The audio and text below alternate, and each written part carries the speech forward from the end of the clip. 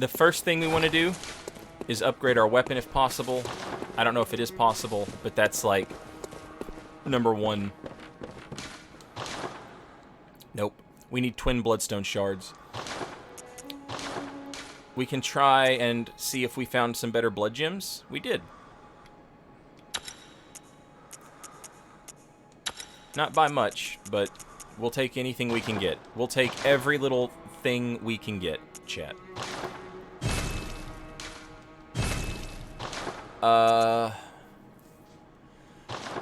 And then let's buy blood vials.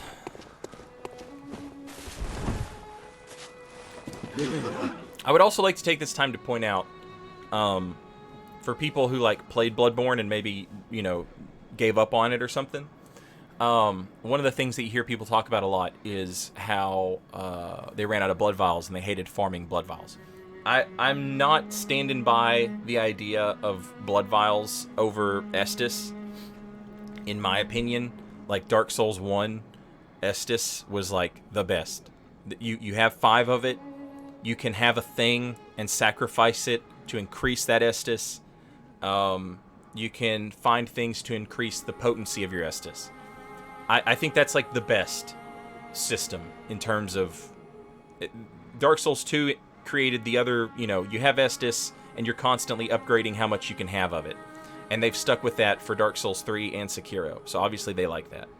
I don't think there's anything wrong with blood vials as long as you're buying them. And the point that I would like to make is that as you watch me beat all these bosses without leveling up, just notice the only thing that's necessary is for me to buy blood vials and to upgrade my weapon. And as long as you do that, you can pretty much take care of everything else. This is more important than leveling up your character.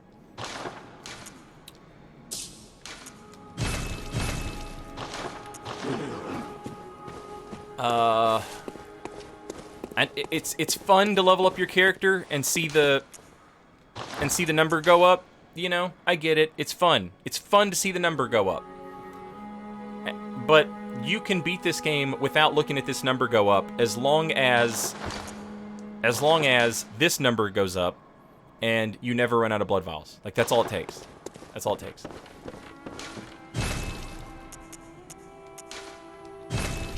The rifle spear is a trick weapon crafted by the workshop heretics, the powder kegs. A prototype weapon, serving as a simple firearm and spear, possibly created in imitation of a lost Canehurst weapon. Lacks any notable functions, saving that it is the only trick weapon with an attached gun. And obviously, it was created in imitation of the Rider Palish, or however you say that word.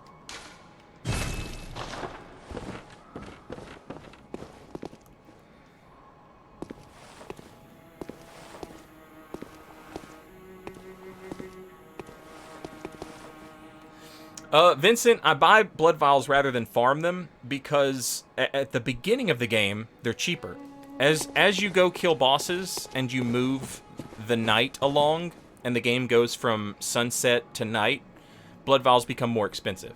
So the more blood vials you buy, the earlier, the more blood vials you have, and now you don't have to farm them. You don't have to give up on a boss to go farm blood vials. You know what I mean? Another thing, and this is slightly off topic but similar. Like, if you find yourself running through 20 blood vials every time you attempt a boss, then something else is wrong. Like, you're either fundamentally not understanding something about that boss, and you need to, like, Men in Black brain wipe your mind so that you can, like, try again with a completely different thing. Or your weapon's not strong enough, or something. Something has gone wrong somewhere, right? You're gonna watch me go through 20 blood vials because I'm an idiot, and I'm doing a stupid challenge run. So, like, it's not gonna be uncommon for me to have to do all this stuff. But it should not be an issue for you. And buying blood vials it just saves you the time of having to, you know, do nonsense. Oh, I have to stop fighting the boss to go farm blood vials. Who wants to do that? Of course people complain about it. That sucks. Who wants to do that? So don't do it. Just buy the blood vials. All right, let's talk to Gehrman. The healing church and the blood ministers who belong to it were once guardians of the hunters in the times of the hunter Ludwig. They worked and forged weapons in their unique workshop. Today, most ministers don't recall the hunters, but they have much to offer you.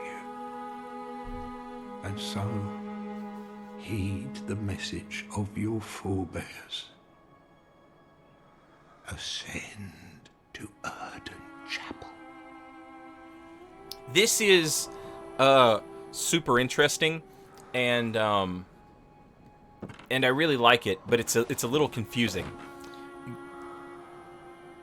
Gehrman tells us about the workshop, and he tells us about ascending Uden Chapel. And if we ascend Uden Chapel, we find two things. One, we find the Upper Cathedral Ward, and two, we find the old workshop. And there is nothing in that old workshop that this old man should want us to find.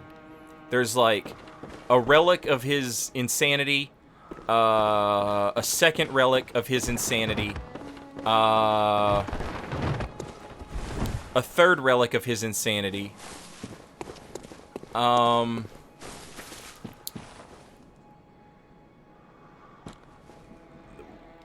the headstone of the person, like the catalyst of his insanity. And then there is the catalyst for every event that occurs in this game. And then in Upper Cathedral Ward, we find the catalyst for the fall of Yharnam. So like, what the hell is, like, it's not like Gehrman wants us to take his place. You know what I mean? The dude will fight us to the death to try and keep us from his fate. But it's also like he does want us to know, you know. Ascend to Erden Chapel. From there, you will find the church workshop.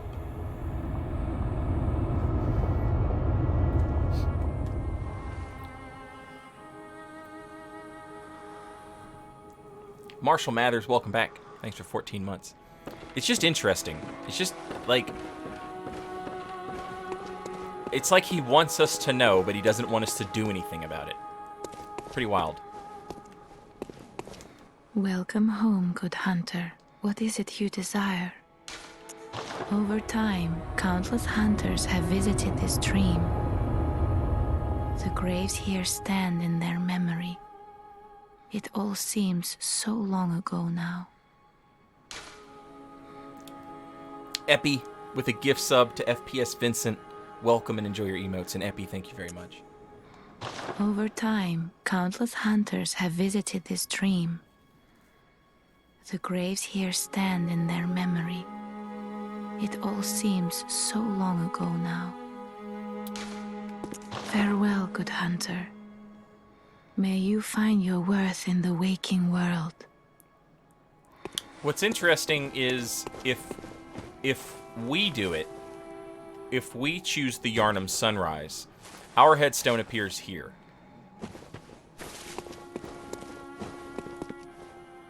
I wonder if the implication is that every one of these headstones was a hunter who did all this in an attempt, like the moon presence isn't something. The moon presence isn't something that like carries out all of its goals in one go. You know what I mean? Like the moon presence is like sort of uncovering things slowly, and all of these other hunters have played a role. Or if if maybe, I'm just reading too much into it, which is also a possibility. Anywho, the tree trunk messengers are awake now. So we can come over here and we can give our messengers a hat. Give accessories to messengers, and they will obediently adorn them.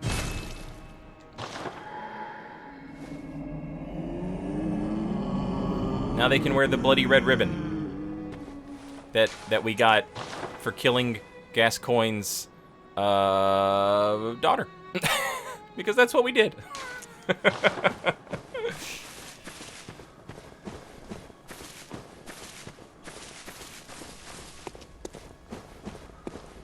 Yes, we are going to get the Moonlight Sword as soon as possible. We have to kill as few bosses as possible before we get the sword.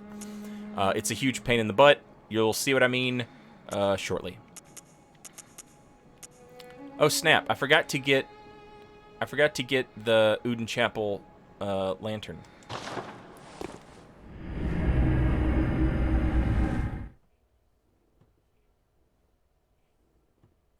Now that you mention the gravestones, exactly how many summonable NPCs are in the chalices? I don't know, Draco. Queen Killer,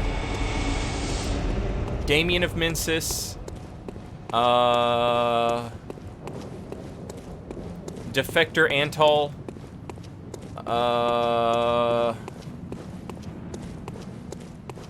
you'll have to take it from there, because there's another one.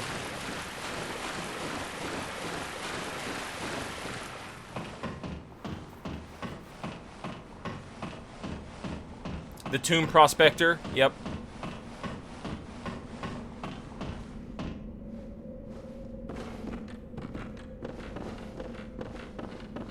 Does Dark Souls 2 have power? Olek? Is Olek the name of the Tomb Prospector? Does Dark Souls 2 have power within? I think so.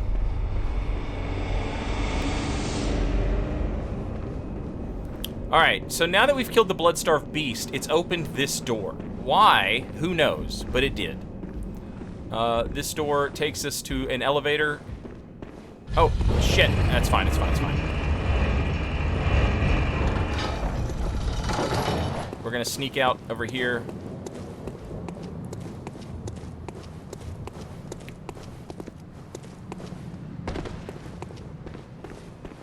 And we find Formless Uden.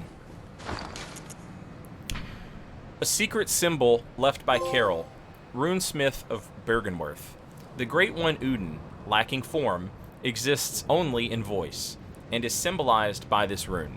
Those who memorize it enjoy a larger supply of quicksilver bullets.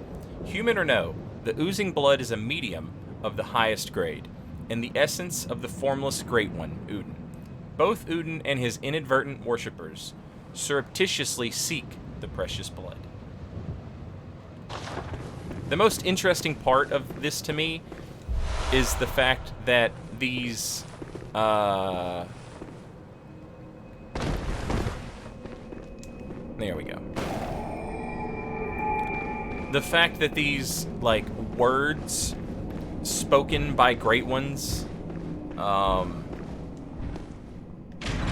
can be transformed into, like, bizarre symbols that manifest themselves, like, on our brains. That's just a dope ass concept.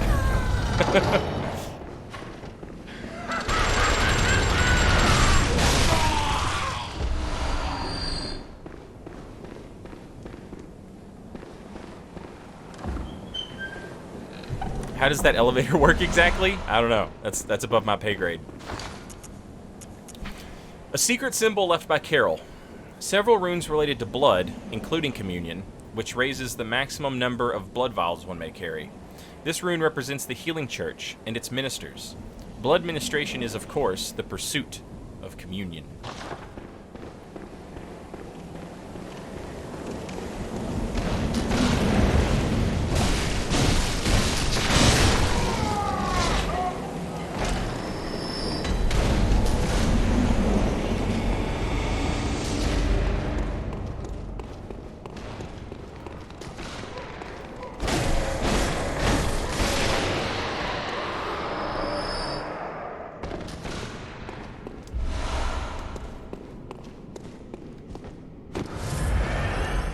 So we've ascended Uden Chapel, and we find this stupid jump that is just impossible for me to do. I'm terrible at it, but we'll try it anyway, because that's what we're supposed to do. Gotta hate it. Woo!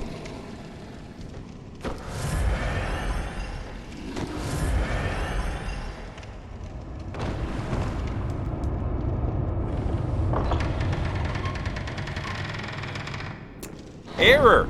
Welcome back. Thanks for 13 months. Much appreciated.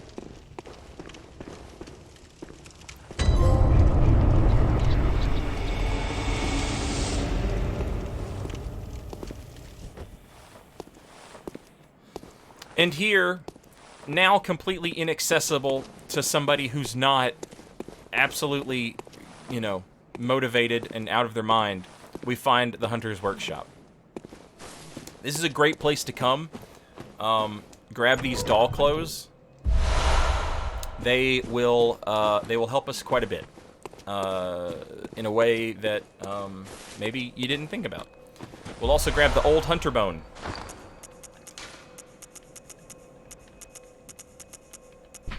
Discarded doll clothing, likely a spare for dress up. A deep love for the doll can be surmised by the fine craftsmanship of this article and the care with which it was kept. It borderlines on mania and exudes a slight warmth.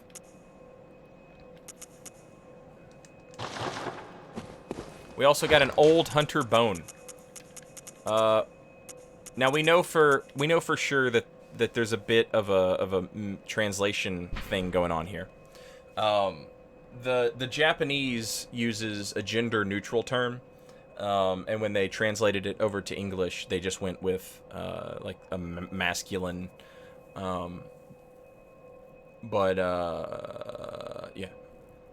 I don't remember if that. Let's find out.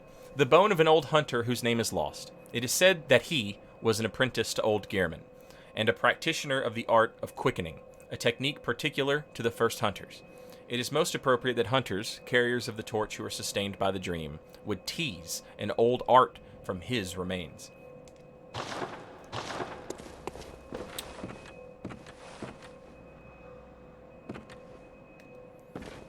And here, of course, the doll. And if you kind of zoom in, you can kind of keep in mind nothing has to make sense. But like if we look at the doll's fingers, we can see it twitch because everything in this world is upside down crazy pants. 1/3 of umbilical cord. Small hair ornament.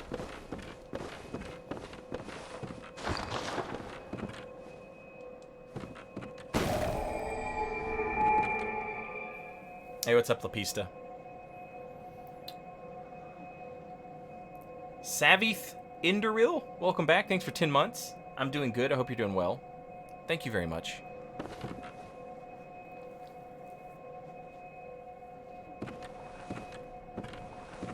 Yeah, the bone absolutely belongs to Maria. We see that when we fight Maria, that she has the ability to quick step. It's absolutely hers. Oh, when you have a moment, check my last post. Okay. Draco says, okay, Vetus, Joseph, Waller, Queen Killer, Damien, and Oleg. All chalices, summonable NPCs. 6 characters to 6 tombstones. That's dope. That's awesome. I wonder if I was accidentally onto something there. That's awesome. All potentially hunters of the dream used to unlock a certain aspect of the dream. That rules.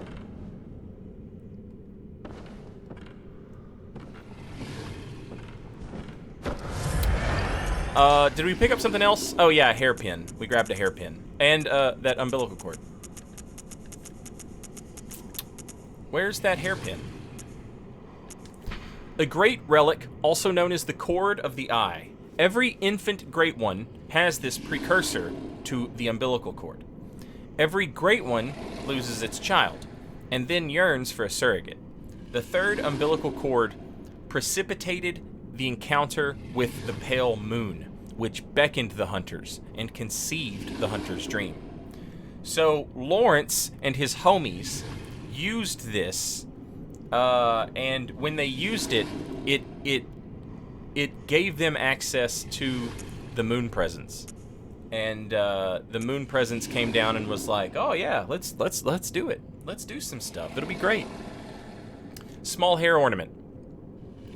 Although it has been lost for quite some time, one can still see signs of the care with which this tasteful ornament was once kept. Its color would stand out most brilliantly against a head of grayish hair. Hey, what's up, Shusher?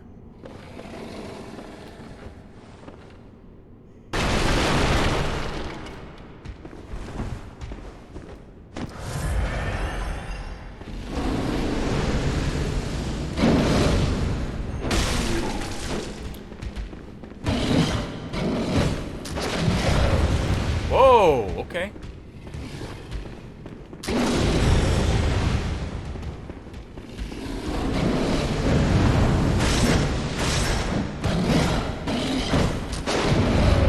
Dang, I just cannot get a parry with the blunderbuss.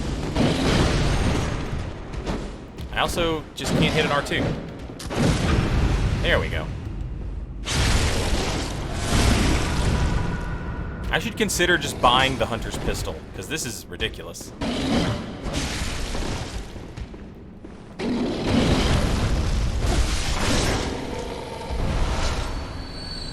Now, this beast rune is interesting because the beast rune reduces fall damage. And the better the beast rune and the more you stack the beast rune, the less fall damage you take. And the idea that this thing was dropped or fell all the way down here and managed to survive, probably because it was a beast. But also, it's interesting because beasts are supposed to fear fire, and yet here we are, and there's a beast that has fire attacks. Pretty strange stuff. And also, it's much more terrifying than the regular beasts we've been fighting up until this point.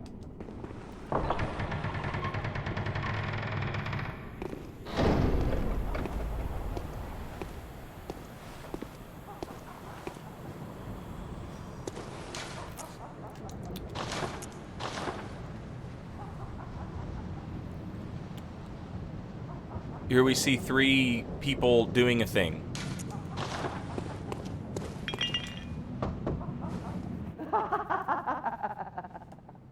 A night of curses. A night to remember. Wouldn't you say, friend?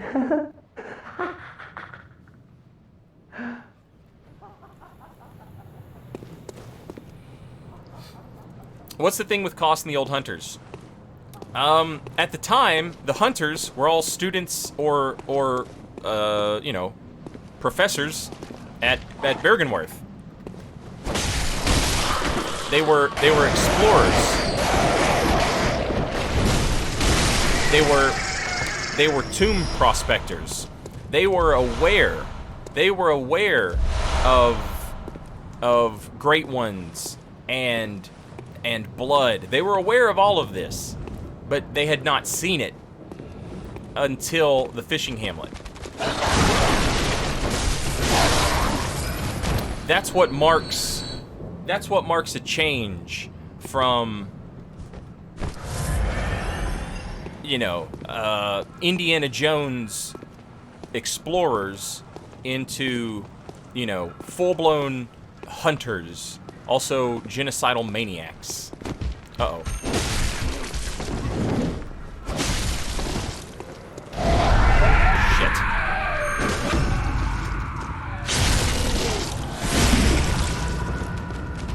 I knew it, I'm in trouble. I'm in so much trouble.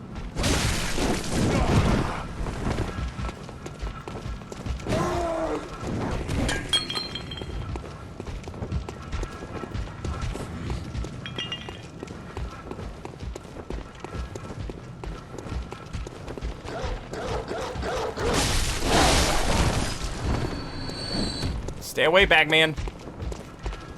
Oh, shit!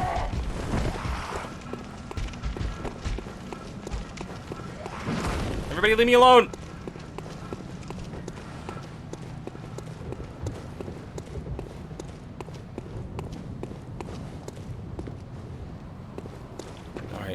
this is almost more terrifying because where the hell are they?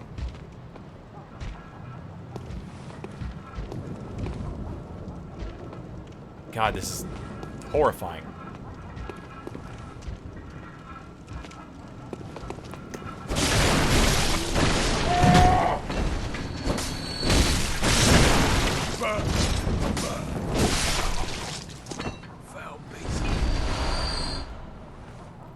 Okay.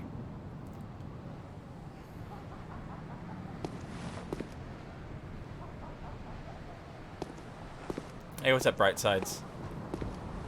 Oh, shit.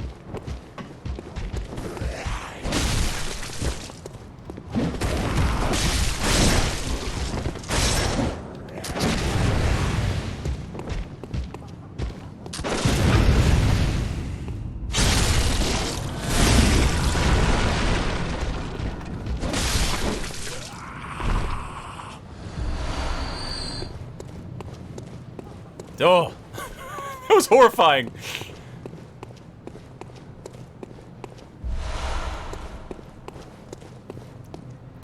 So these dudes are wearing armor. These dudes are wearing an outfit very similar to the outfit that we'll find associated with like the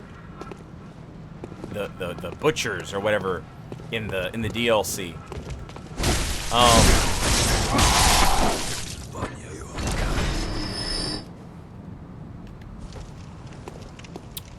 To me, these guys seem like... It seems like these dudes are, like, working in tandem with Bagman to snatch up weak, beastly people and take them to Yahar'gul or Hypogean jail. And I think what's most interesting about that is the fact that the people that they grab look exactly like them. It's not like these dudes are perfectly normal-looking humans and they're grabbing people who are slightly beastie. They are beastie-looking dudes and they're grabbing other beastly-looking dudes.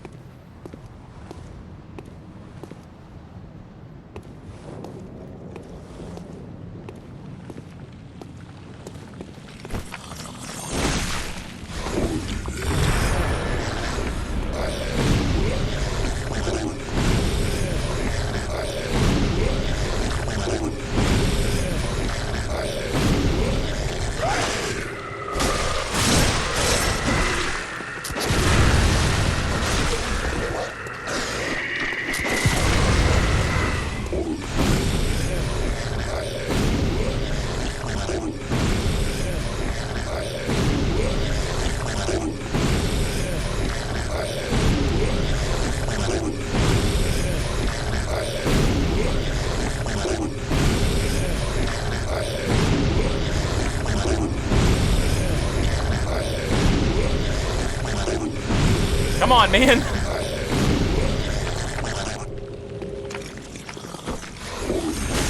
Oh, shit!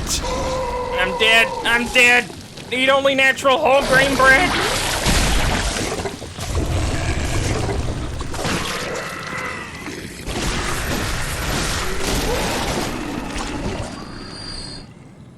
Brutal Dude Man, welcome back. Thanks for 2 months. Hope you're doing good.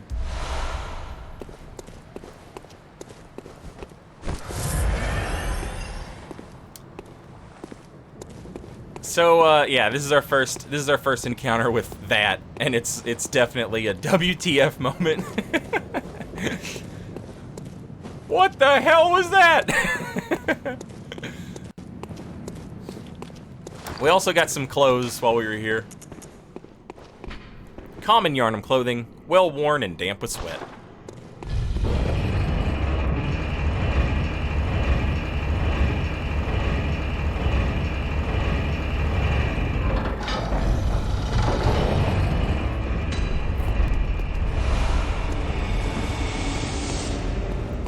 So this shortcut right here gives us access to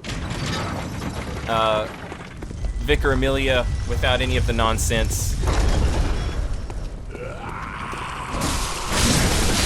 Ow! Sweet mother of God. Gentlemen, gentlemen, gentlemen.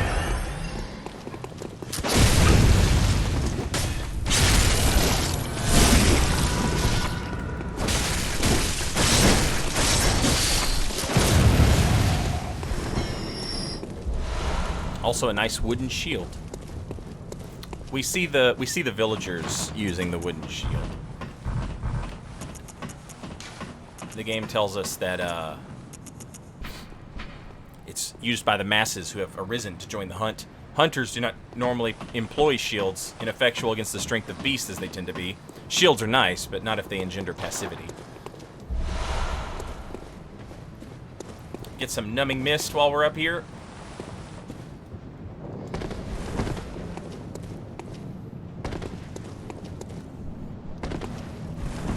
We'll come over here. And I think Eileen should be here.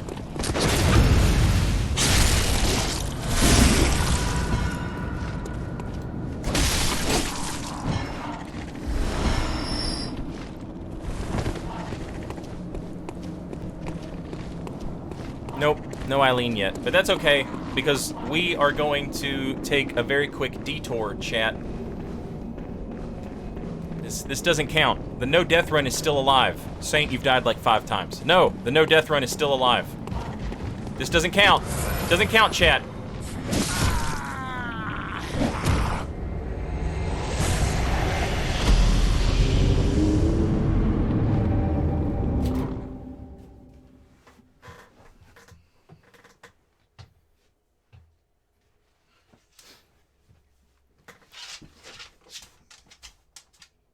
It counts. It doesn't count. So we're killed by a bagman. He packs us up, and he takes us to old spooky zone. Old spooky zone. I need to take a little bit of a break, so this would be a good place to put a split in the VOD. And when we come back, Hypogean Jail. Hypogean Jail!